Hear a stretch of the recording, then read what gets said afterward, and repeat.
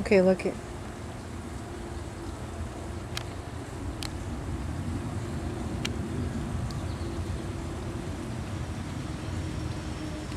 In 2003, I was diagnosed with a stage 4 liver metastases from a breast cancer that I'd had in 2000. It's a very frightening time initially. I was worried for, of course, myself, my children, and my family. Wondered what their lives would be like without me. I As I gave information to all of my family members and siblings, I could see the fear, I could hear the fear in their voices. I decided at that time that I needed to find a way to be able to live with this, to be able to fight against it. And in doing so, I found that, first of all, I needed to have a reason. Obviously, I need a strong reason to live, and that would be, of course, my 3 children. My daughters were young at the time of my diagnosis. My husband, I had my other family members, my parents. I have I have 11 siblings, 2 of which are passed. And I wanted to be able, I could see how scared they all were, and I wanted to be able to live and be alive for all of them as well as for me. If I had to think of a word, if I had to think of a word that I would use to describe my journey through cancer, I think that would have to be to just live. There were so many songs out there, one in particular, which I can't think of the name of, but they talk about living through, if they were diagnosed with a terminal illness, they would jump out of an airplane or climb the highest mountain. For me, being diagnosed with a terminal illness, I wanted to live within my own life, meaning I wanted to be with my children. They were young at the time that I was diagnosed, and the oldest was 13, and then I had an 11-year-old and an 8-year-old. So I wanted to go to their sporting events. I wanted to feel those emotions, feel that life that is really the best life. To be able to, when you're diagnosed with a terminal illness, you feel like you're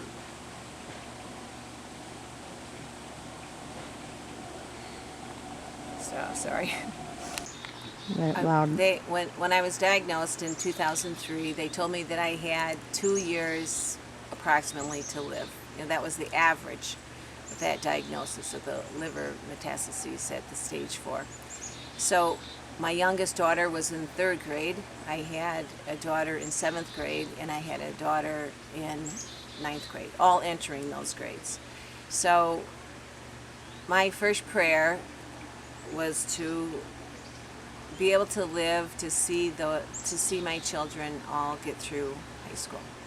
My first daughter, that was in 2003. My first daughter graduated from high school in 2007, and I was here to see that.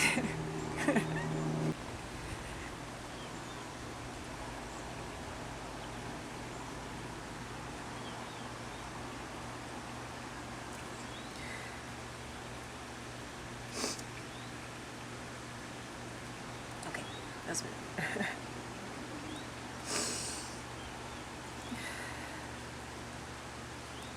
All right. My first my first my first daughter graduated in 2007, and that was a milestone for me. I was thrilled to be able to be there. It's very emotional. And once that happened, I thought, maybe I can be here for a wedding. Maybe I can be here for a college graduation. So all of those thoughts entering my head have kept me going, kept me living. I've now seen my second daughter graduate from high school, who graduated in 2009. And that, again, it was a joyous occasion, and I was thrilled to be able to be here for that. My youngest daughter now is a sophomore in high school, and my disease has progressed a little bit in my bones. It traveled from it was in my liver in 2003, went to my bones in 2005. But at the time, my oncologist told me that my bone cancer was the least of my worries. So the cancer in the bones has now progressed a little bit, which is giving me some pain and making my journey a little bit different, a little more difficult. I found that there are many hills and valleys that you go through, and it certainly isn't all smooth sailing. But in going through those things, especially the difficult times, you have to you really look for something to bring you joy and bring you pleasure, and really almost divert your mind away from the pain or whatever it is that you're going through. For me, it's been a difficult journey recently to divert my mind away from the pain that I'm feeling, because the pain has been interrupting my work. I teach yoga at a local college. I teach exercise classes at a local college. So it's weighing a little heavily on my mind that what if I can't do this? And I find that when you start to think in a negative way, that pain turns my mind to a negative side, and I have to really try and focus on the positive. And I do that by trying to meditate. I go out to a beautiful setting like I'm in right now. One of my younger sisters, Angie, has a beautiful garden, beautiful landscaping, and I try to do the same thing at my own home. And I'll go out in the mornings and just listen to nature, try and do my own yoga, meditate, and ask for help in my journey.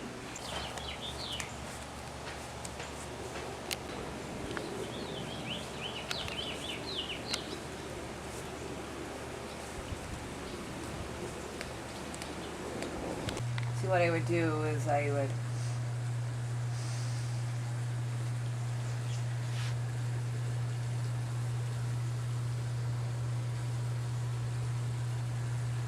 go all the way down.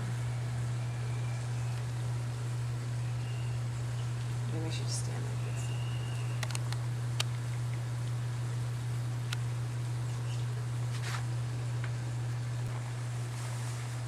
Well, generally I meditate.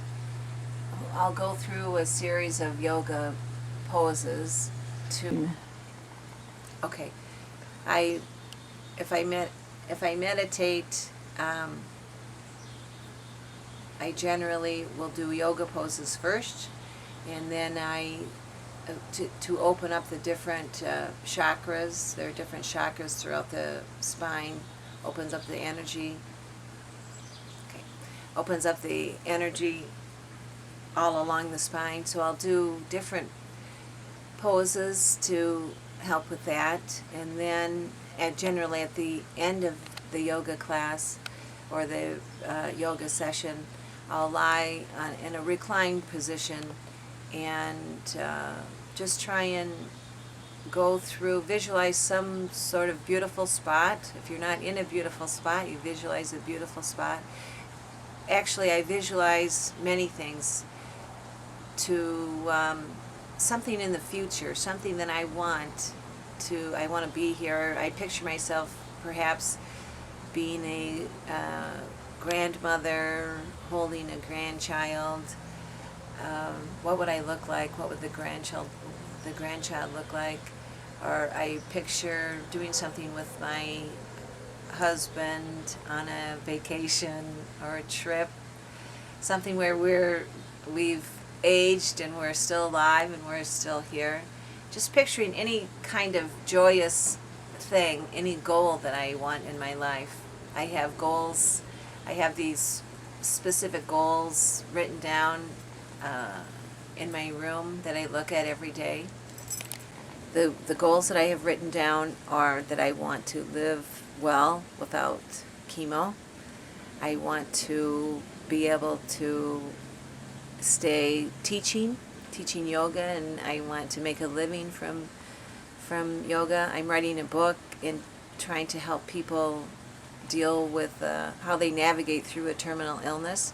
So I want to be able to have that, keep writing that journal and that book and get it published and make money from it. So these are some of the different things that I have written down that I look at every day to try and help me.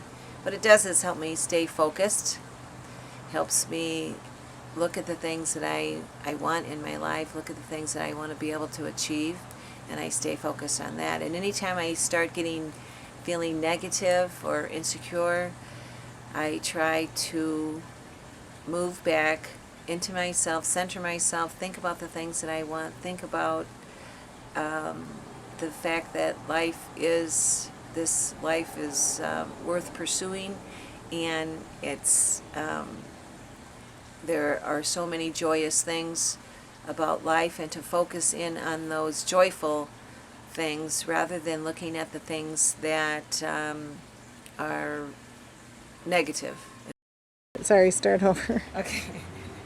Let's inhale as we bring our arms up, palms together. Exhale, swan dive down.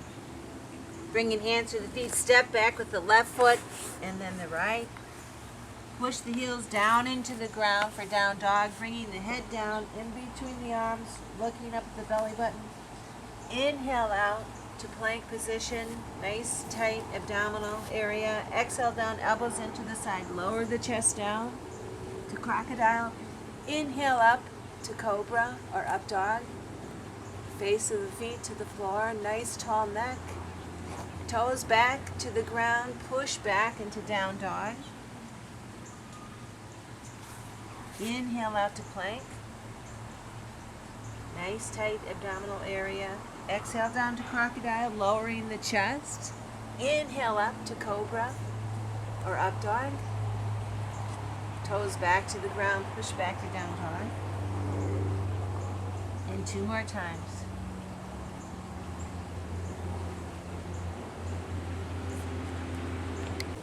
But speak more loudly. Okay. All right. So let's sit on our heels. Stretch our arms out, spread our fingers, and bring our forehead down to the floor for extended child. Inhale up to all fours. Exhale down for cat and cow. Inhale up, then arch the back, head up. Exhale down and round. Inhale up and arch. Exhale down and round. Inhale up and arch. And last one, exhale down and round. Inhale up and arch. Now straightening the back, we're keeping the natural arch in the back. We're going to inhale our left arm, right leg up, holding the abdominal wall nice and tight. Nice straight neck so our gaze is at the floor. And release. And go to the other side. Inhale, right arm, left leg. Nice neutral neck, looking at the floor. Holding the abdominal wall tight. And then release.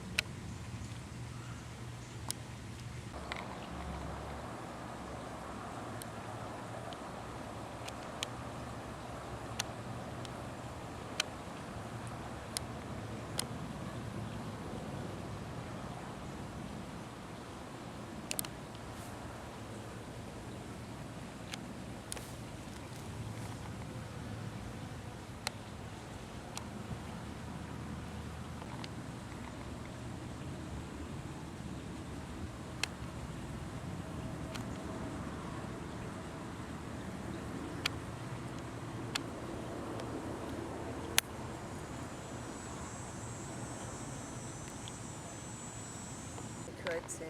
You don't have to. I just No, I want. do want to. I think it is important that you have to, whatever your belief system is, something to believe in. Okay.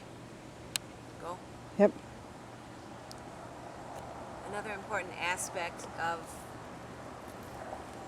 living and hoping is use your faith if you have something, whatever it is that you believe in. Whether it be, I grew up in a very strong Catholic household where my mother and father got through some very difficult times because of their belief in God. So I was raised with that, and that was instilled in me. I did not have that same kind of intense faith that they had, but I did learn to have faith in God, and I believe that I like to think of I believe in God, but I also believe in the power of positive energy. There's positive energy and there's negative energy, and it's good to believe in the positive energy of things. And if it's whatever gets you by, if it's in my opinion, a positive way, then use that. Use your God, whatever God it is that you believe in, or the universe, or whatever it is that you can grab onto and hold onto and have faith with. I don't know, inspiration. Be inspired. Inspire other people. I'm inspired by people every single day. I'm inspired by people who are inspired by me. That helps me. Just, we are all touched by one another. We're all inspired by one another, and it doesn't matter who that person is. You can be inspired by someone in a negative. If you see someone doing something negatively, then you can turn that around and say, well, that's not the kind of person that I want to be. That's not the thing that I want to do. So you're inspired by that person to do better, to achieve higher, to be a kinder person. So I think inspiration through anything is important. To be touched by people, be touched by people every day, and touch people in your life. And we do anyway, so just remember that we are all connected to one another, that we can achieve so much greatness when we are connected, when we believe, and when we move together.